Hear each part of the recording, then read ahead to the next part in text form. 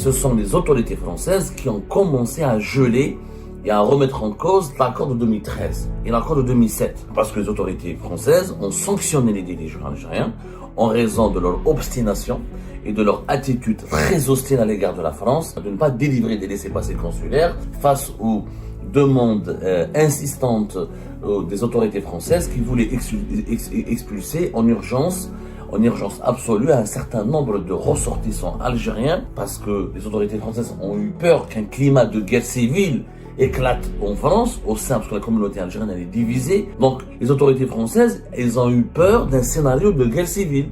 Genre, les partisans du pouvoir algérien agressent les opposants du pouvoir algérien, ensuite il y a des représailles, et ça devient des émeutes. Donc la France, elle a légitimement utilisé ses propres leviers, c'est un bras de fer. Les dirigeants algériens ont établi un bras de fer avec la France. Ils s'attendaient à quoi?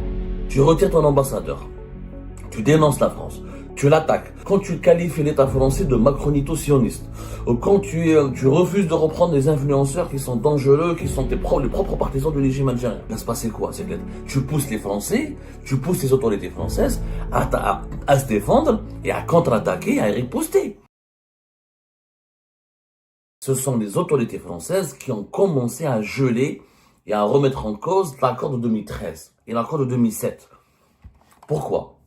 Parce que les autorités françaises ont sanctionné les dirigeants algériens en raison de leur obstination et de leur attitude très hostile à l'égard de la France et de leur obstination et de leur volonté à utiliser les laissez-passer, de ne pas délivrer des laissez-passer consulaires face aux demandes insistantes des autorités françaises qui voulaient expulser en urgence absolue un certain nombre de ressortissants algériens au profil très dangereux. Et lorsque il y a eu des influenceurs partisans du pouvoir algérien ont voulu, ce qu'on n'explique pas assez, c'est vrai que l'Algérie a eu raison sur le plan factuel, sur le plan des faits, l'Algérie a raison. C'est la France qui a commencé la première à torpiller l'accord de 2013 et l'accord de 2007. Mais pourquoi? Rappelons-nous, c'est qu'au début de l'année 2025, il y a eu les influenceurs algériens, favorables au pouvoir algérien. Ces influenceurs ont appelé à commettre des agressions, des crimes, ils ont appelé à la violence. Il faut voir ce que le Doualem, ce qu'il disait, avec Sofia Benleman, ce qu'elle disait, ce que Zazo ou Ahmed Tintin ou je sais pas quoi, l'ensemble ou Bazooka, il faut voir ce qu'il y a des influenceurs algériens acquis à la cause du pouvoir algérien, favorables pour le pouvoir algérien, ce qu'ils disaient sur les réseaux sociaux, notamment sur TikTok. Ce sont des appels à la violence, ou allant même jusqu'à donner les adresses des opposants algériens, exposer leur vie privée. Sofia Benleman, elle insultait la famille de MFDZ, elle m'insultait moi et ma famille, elle nous menaçait, elle voulait carrément s'en prendre physiquement à nous, elle appelait à nous tabasser, d'autres influenceurs appelaient à nous tuer. Il faut voir, il y a eu une vague de haine en ligne qui a failli générer des agressions, des menaces et des atteintes à l'intégrité physique des opposants algériens. Donc, les autorités françaises ont pris peur, ce qui est tout à fait normal.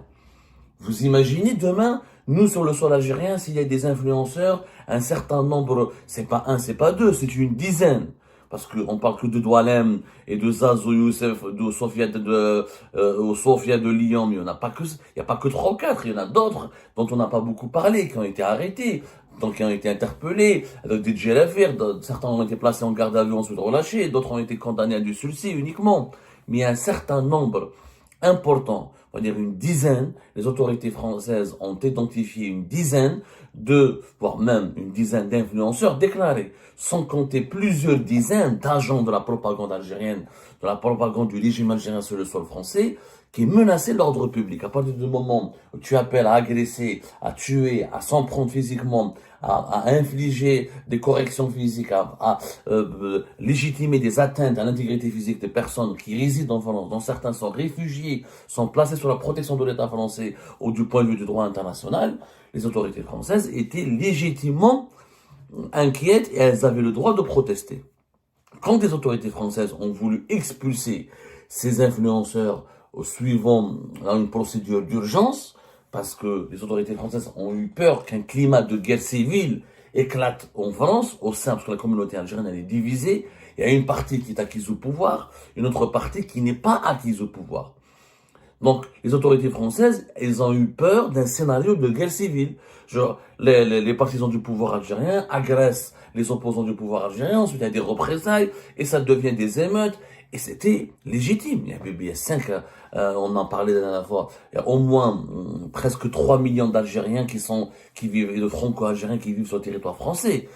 Si on rajoute les sans-papiers, et les Français qui ont une relation directe ou indirecte avec l'Algérie, on atteint un chiffre de 5 millions. Donc c'est normal que la France s'inquiète pour sa sécurité nationale, pour son ordre public.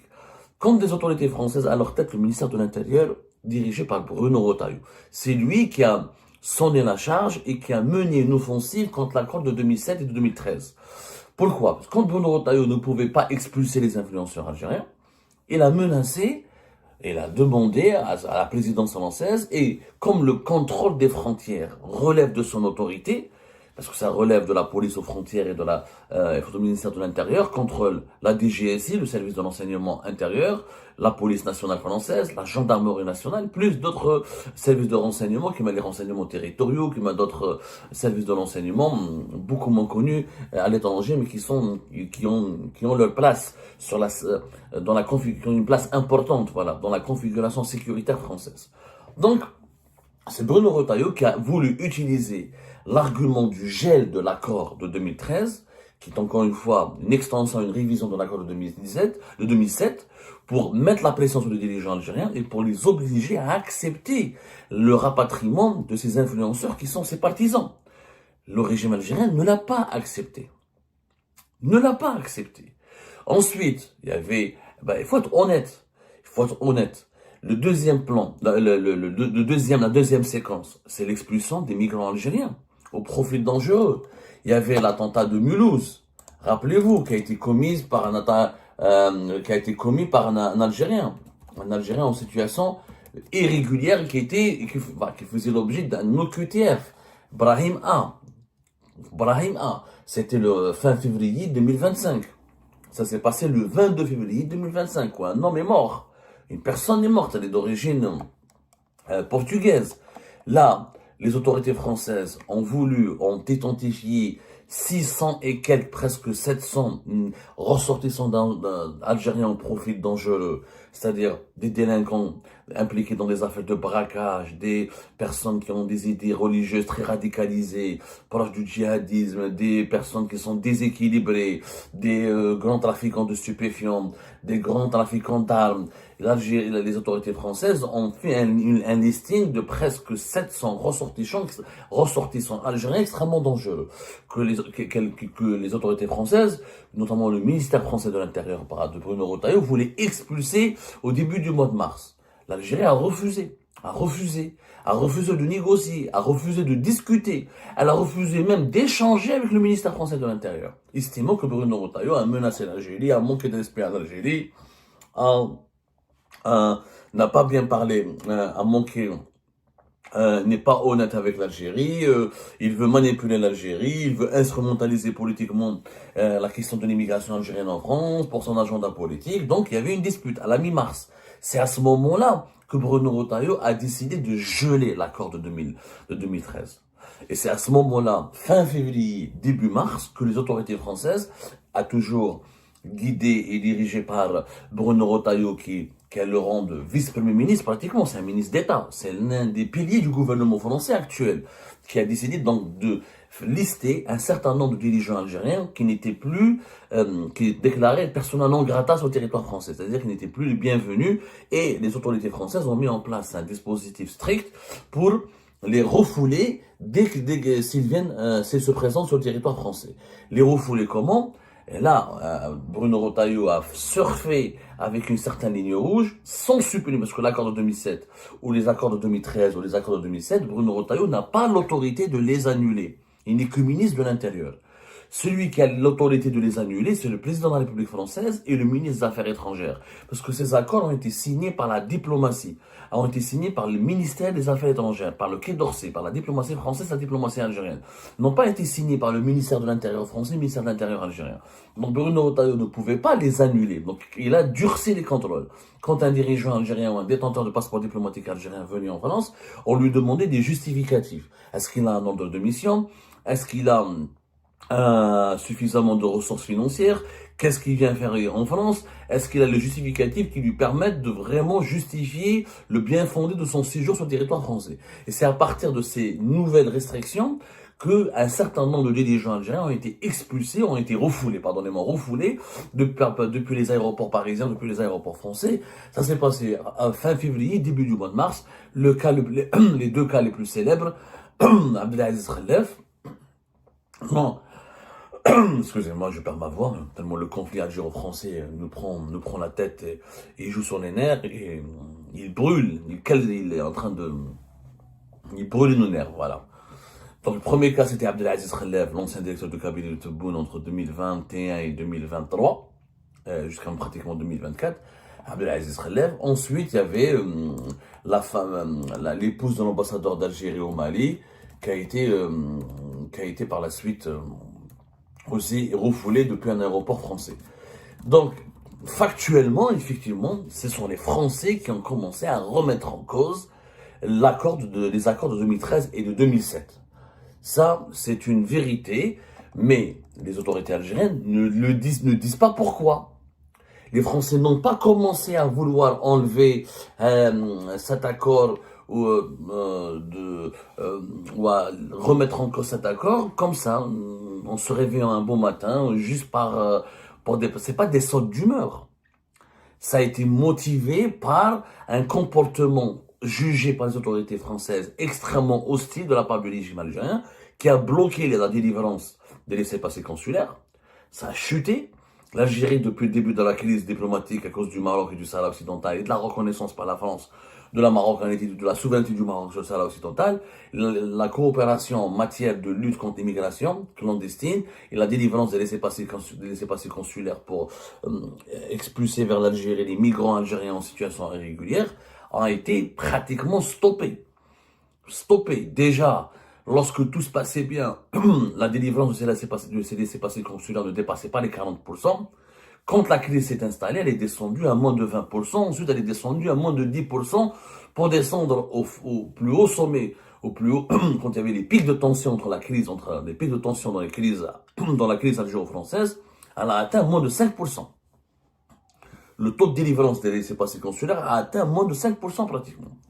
Je parle notamment du mois de février, du mois de mars. Donc, les autorités françaises se sentaient obligées de riposter. Parce que la France veut se protéger. Non, mais il faut dire la vérité. La France voulait quoi? Elle voulait protéger sa sécurité publique, sa sécurité nationale, son ordre public, et elle voulait riposter au chantage migratoire et au chantage politique dont elle se sentait victime de la part des autorités algériennes, parce que les autorités algériennes utilisent la question des laissez-passer consulaires et des expulsions des migrants dangereux comme une arme politique fatale pour saboter, pour empêcher tout effort des autorités françaises de protéger leur territoire national. Et les autorités algériennes ont été machiavéliques, le régime algérien était machiavélique, il sait très bien que la question de l'insécurité, de l'immigration illégale, de l'implication des étrangers dans les faits de délinquance, de la criminalité sur le sol français est une question sensible en France. Il y a la montée en puissance de l'extrême droite. Emmanuel Macron, il a perdu les élections législatives anticipées de 2024. Il avait perdu les élections européennes de 2024, notamment à cause de ce thème. Donc l'État français se sentait vraiment attaqué, se sentait humilié, méprisé. Donc dans une sorte de réaction de légitime défense, c'est comme ça que, en tout cas les dirigeants français le présentent, c'est une sorte de légitime défense. Ils ont décidé de contre-attaquer, de passer à l'attaque et d'établir un rapport de force avec le régime algérien. Et dans ce rapport de force, la France, elle a utilisé les leviers dont elle disposait. La question des visas la circulation des dirigeants algériens et des détenteurs de passeports diplomatiques algériens, la question de l'accès au territoire français d'un certain nombre de dirigeants algériens, et la question des visas pour les familles des proches des dirigeants algériens, et la question des titres de séjour et des cartes de titres de séjour et des cartes de résidence de certains proches des dirigeants algériens sur le territoire français. Donc la France, elle a légitimement utilisé ses propres leviers, c'est un bras de fer. Les dirigeants algériens ont établi un bras de fer avec la France. Ils s'attendaient à quoi? Quand en juillet 2024, tu retires ton ambassadeur, tu dénonces la France, tu l'attaques, quand tu l'accuses d'avoir comploté contre la sécurité nationale en France, quand tu qualifies l'État français de macronito-sioniste, quand tu refuses de reprendre des influenceurs qui sont dangereux, qui sont les propres partisans du régime algérien, et quand tu fais un bras de fer et tu ne veux plus délivrer des laissez-passer consulaires, et tu ne veux plus reprendre les migrants au profit dangereux, il va se passer quoi? C'est clair. Tu pousses les Français, tu pousses les autorités françaises à se défendre et à contre-attaquer, à riposter. Donc, le régime algérien, c'est lui qui a voulu le bras de fer. Dans le sillage de ce bras de fer, la France a commencé par revoir petit à petit les accords, les privilèges accordés aux dirigeants algériens depuis le mois de mars. Et fin mai 2025, cet accord a été enterré définitivement puisque la police française a donné une instruction claire, nette et précise. Les détenteurs, les dirigeants algériens, c'est-à-dire les détenteurs de passeports diplomatiques algériens, ne peuvent plus rentrer en France s'ils n'ont pas le visa. Maintenant, l'Algérie, sur le plan formel ou dans la forme, elle a raison. Ce n'est pas la police française de geler cet accord. Ce n'est pas la police française de décider à la place de la présidence française, à la place du Quai d'Orsay de la diplomatie française, au sujet de la remise en cause d'un engagement international contracté par l'État français. En 2007 comme en 2013, les accords de 2007 et 2013 contiennent des engagements internationaux de l'État français qui s'est engagé auprès des autorités algériennes pour leur concéder des privilèges, à savoir la liberté de circulation entre les deux pays, des diplomates algériens et français, et donc des dirigeants algériens et français.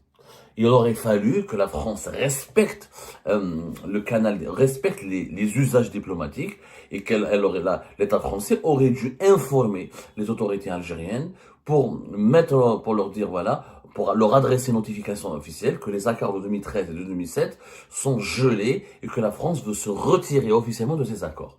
Mais je pense que les Français ne l'ont pas fait. Pourquoi? Parce qu'ils voulaient utiliser la même méthode du régime algérien. Parce qu'officiellement, le régime algérien, quand on lui parle des laissez-passer consulaires, quand on lui parle des expulsions des migrants, quand on lui parle des migrants de la crise des influenceurs algériens, parce que l'Algérie ne dit pas, elle ne veut pas reprendre les ressortissants algériens. L'Algérie ne dit pas qu'elle ne veut pas reprendre ses ressortissants. Elle dit juste qu'il faut passer par un processus. Or, ce processus, il est bloqué. Il est bloqué au ralenti. Extrêmement ralenti, ce qui provoque un taux d'échec important des opérations d'expulsion désirées ou souhaitées par les autorités françaises. Donc, la France a fait la même chose. Elle ne dit pas qu'elle veut remettre en cause les accords de 2007, mais dans les coulisses, en catimini, sous le manteau, elle les gèle. En réalité, le régime algérien aujourd'hui, qu'on le veuille ou non, il est en train de se faire battre par son propre battant. Parce que c'est lui qui a commencé le rapport de force avec la France. Auparavant, de 2013, voire même de 2007 jusqu'à 2025, les dirigeants algériens rentraient en France comme s'ils rentraient chez eux. Ils avaient tous les privilèges. Eux, leurs épouses, leurs enfants, leurs parents, ils avaient des passeports diplomatiques, ils rentraient en France, ils restaient plus de 3 mois.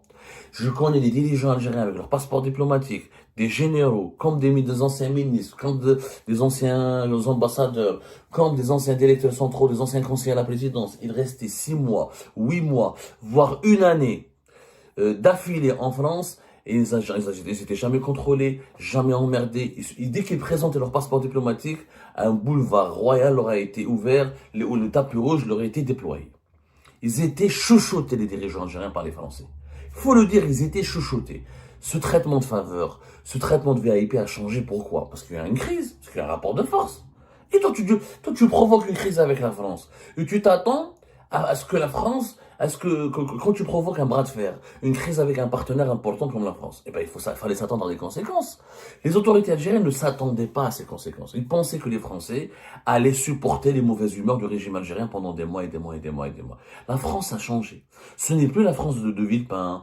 Macron n'a pas le pouvoir absolu. C'est la France de Retailleau, c'est peut-être la France de l'extrême droite, d'Éric Ciotti, de Marine Le Pen. C'est une France de droite dure, nationaliste, traditionnelle, ferme et patriote, une conservatrice qui ne veut plus se faire, et qui ne veut plus se laisser faire et qui ne supporte d'ailleurs plus les agissements du régime algérien et les chantages utilisés par le régime algérien. C'est ça le fond du problème. Et ben voilà les amis, c'est la fin de cette vidéo. Je vous remercie comme d'habitude pour avoir suivi jusqu'à la fin. N'oubliez pas de nous laisser vos commentaires et vos réactions sur le sujet de cette vidéo et de vous abonner à la chaîne si vous n'êtes pas encore abonné. Donc voilà, je vous remercie encore une fois pour votre soutien et pour les discussions que vous menez dans la section des commentaires. C'est vraiment très intéressant. Et je tiens surtout à vous demander juste de respecter un petit peu le cadre des discussions et de ne pas verser dans l'animosité, et dans l'insulte ou dans la calomnie. Donc voilà, merci beaucoup et à la prochaine dans une nouvelle vidéo. Au revoir.